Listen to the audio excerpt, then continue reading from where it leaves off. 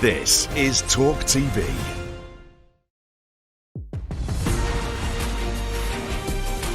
All right, let's move on to the story of Kevin Spacey, this unfolding story. He was giving evidence for a second day at Southwark Crown Court, where he's on trial, accused, as you know, of 12 offences. Criminal defence lawyer Paul Britton has been following the case. He joined me in the studio yesterday. Today's down the line. Paul, hello, good evening. Good to talk to you again.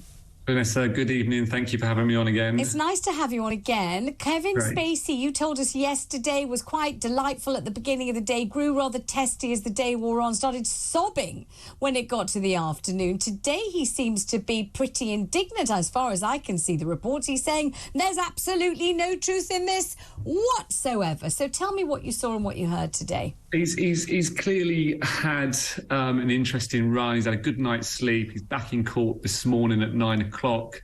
There's been a few jokes. He's answered some of the questions a little bit cleverly. When asked about making sexual advances, he said, welcome to the real world, which seemed to have got a little bit of a snigger in court today. What does that mean, welcome to the real world?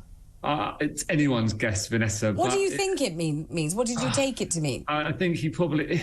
You have to remember, Vanessa, look, he is of a different generation. Things 20 years ago may have been acceptable that are definitely not acceptable now, or even if they weren't acceptable 20 years ago, they quite often got brushed under the carpet. He described his behaviour as banter or joking. He says in one case that it was reciprocated, it was acceptable, that they had a laugh together over a period of time, and only now is it being turned. He's even gone further to accuse the prosecutor, prosecuting the case, of twisting the story and twisting his words. It's not an unusual thing for the defendants to say in cases like this. They don't quite often like it when a prosecutor takes their words or actions and what's happened and paints it in a way that they don't agree with. And that's why it's anyone's guess. There's always two sides to every story. He'll have his version, and no doubt he's wholeheartedly convinced himself of his version. Otherwise, we wouldn't be here and he would have pled guilty.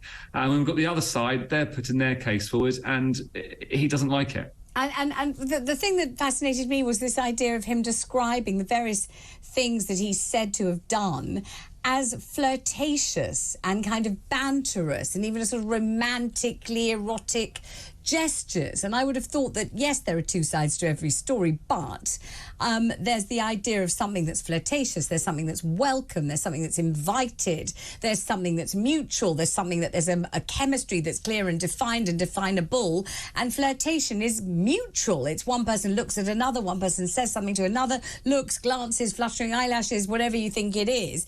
It doesn't involve, as far as I've ever heard, maybe I've led a sheltered life, but I wouldn't say a flirtatious gesture or part of any flirtation is reaching for someone's genitals in an aggressive and painful manner. Since when has that been considered flirtatious? No, I mean, but you throw alcohol into the mix, and there are parties, and there are, one of them a country house, and sometimes people don't judge their behaviour, but really they should be more cautious. But you're absolutely right. Things do go too far, and that is what these victims are saying. They're saying that he went too far. He grabbed them aggressively. He denies that. He doesn't deny that the incidents happened. He accepts that he had romantic relations with one of the accusers. With the other one, he accepts that he touched him, but he says it was more in a gentle, romantic way. And when they make it clear that they don't want any advances, that they're not interested, he said he stops. He said he doesn't get turned on by forcing himself on people. It was quite an interesting point to make. But he does accept that he has met these people, that there has been interactions.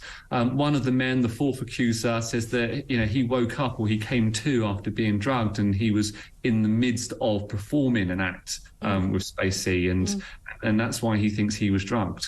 And what does Spacey say? Spacey says, no, it wasn't like that. They had a good time together. Blimey, gosh, it's a hell of a case, isn't it? Really, it really is. It really not especially edifying. The whole thing's pretty ghastly, isn't it? No, I mean, Spacey's finished his evidence now. It's quite interesting that Mr. Justice Mark Wall, the judge, had no questions. Quite often in these cases, when a judge starts asking questions, it kind of gives you a little bit of a steer. It can often give a steer to jurors.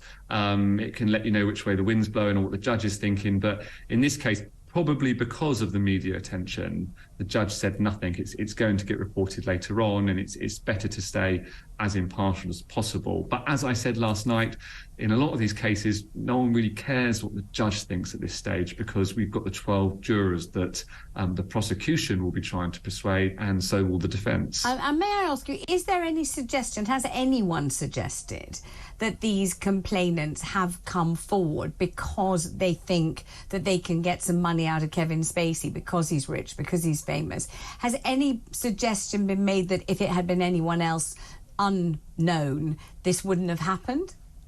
I did see some reference to money, but I didn't understand the context it was being published in. So I'd have to answer at the moment, no, that hasn't been alleged. But I mean, you're asking the question, and it's a sensible question to ask. Well, I'm kind of saying, if it were not for that reason, why else would all these different individuals fabricate or reframe something that he says happened but was completely different? Why would they interpret it as, aggressive, assault, unpleasant?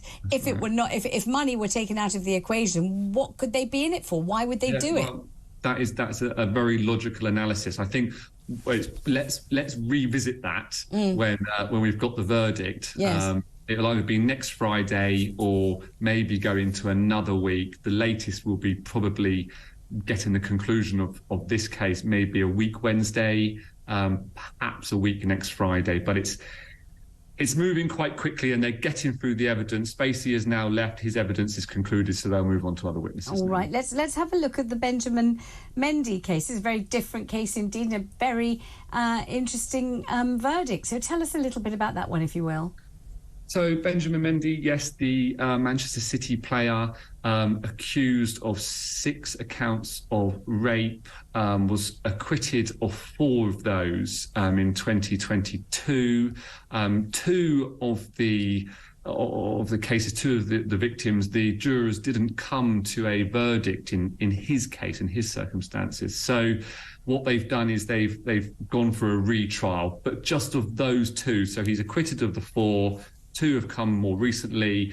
Today, he was found not guilty of those last 2 as well.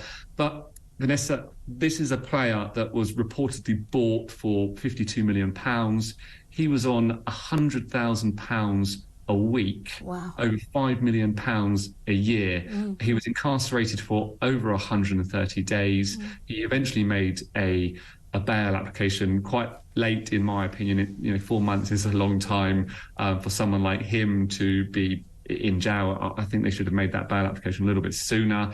He, whilst in prison, was probably on an income of £4 to £10 a day. He said that the prison salary was very humbling. He learned to live on that money. But I mean, you can imagine the difference from what he was on and what he was used to. And even just your creature comforts, things that you and I will take for granted. He wasn't experiencing that. But really, we move forward now. He's not guilty. This has ruined his career.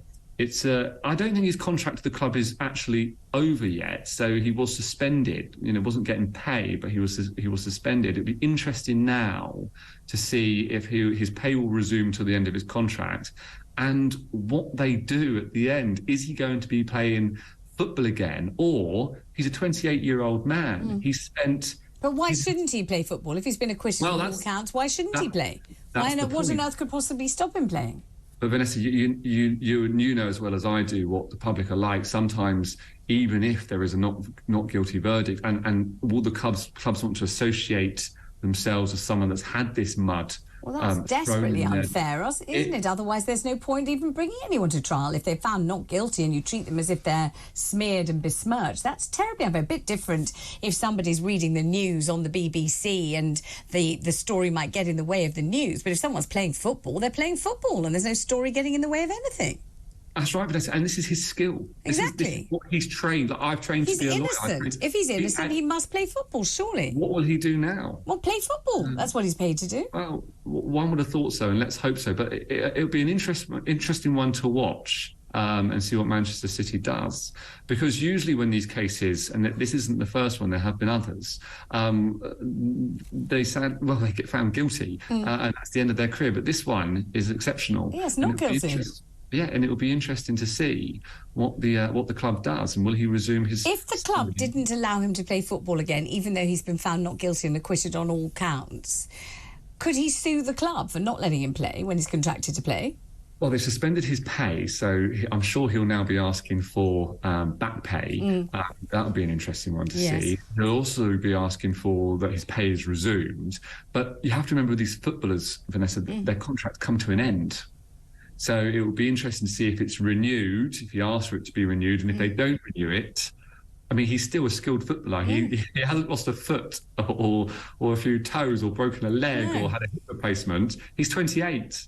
And innocent. This is the point. He's been acquitted. And innocent. And this has been hanging over him for years. It all came around in 2021. And we're 2023 now. We're halfway through the year.